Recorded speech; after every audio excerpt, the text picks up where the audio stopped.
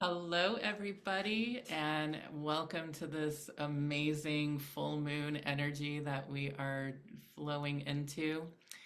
And this is going to be an Aries, which is a very fiery energy.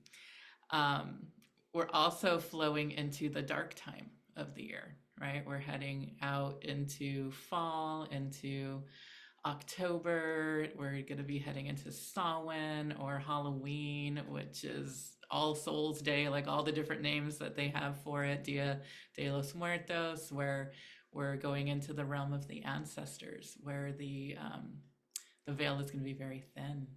So let's pull a card and see what we have going on here, what we should be focused on for this Aries full moon in October.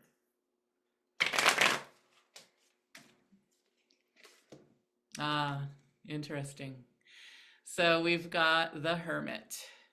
And so the Hermit is actually a very good representation of like the fire of Aries and then the darkness of the dark time, right? Like we've got the Hermit like in the cave, like figuring out what's going on in life. That's kind of that ancestors going behind the veil, going to the shadow world.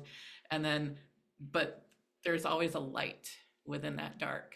And so the, he's not going in there alone. He's going in there with his spirit. He's going in there with his inner knowing. He's going in there with a torch to actually show him what's going on in that darkness. And so that's that Aries, right? That Aries fire.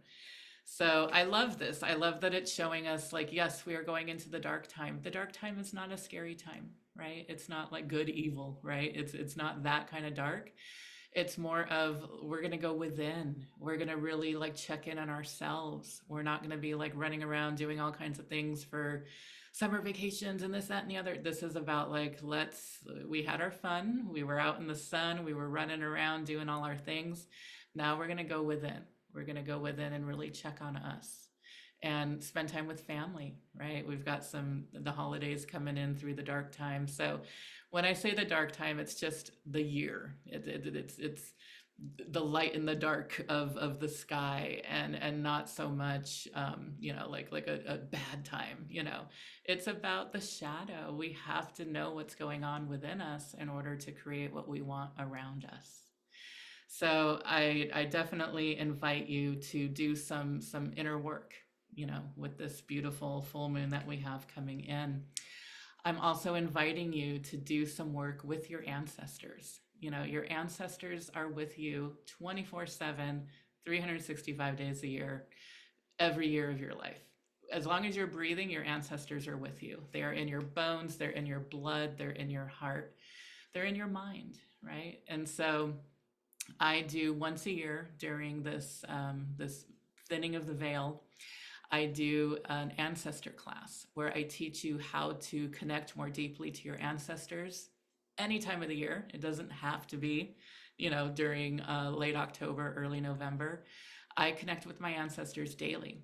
I have a daily practice, and they help me with healing. They help me to find the doors to open that I need in my life. They help me manifest, right? Like your ancestors are there, like focused on you. Like they want to make sure that you're okay because you are how they experience the world, you know? So when you're working with other deities, gods, goddesses, universe, all of that is amazing. And it's pretty huge, and it's dealing with everybody else in the world too, right? Your ancestors are there for you, and you are their number one priority. So it's very important to honor them, especially during this time, but always, I believe, as well. So I will be teaching you how to honor your ancestors, how to create an ancestor altar.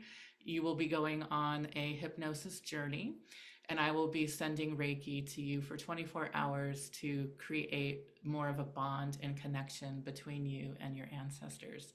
And by the way, ancestors aren't just blood and bone either. It's not just your families, right? It's teachers, it's friends, it's animals that you've had, right?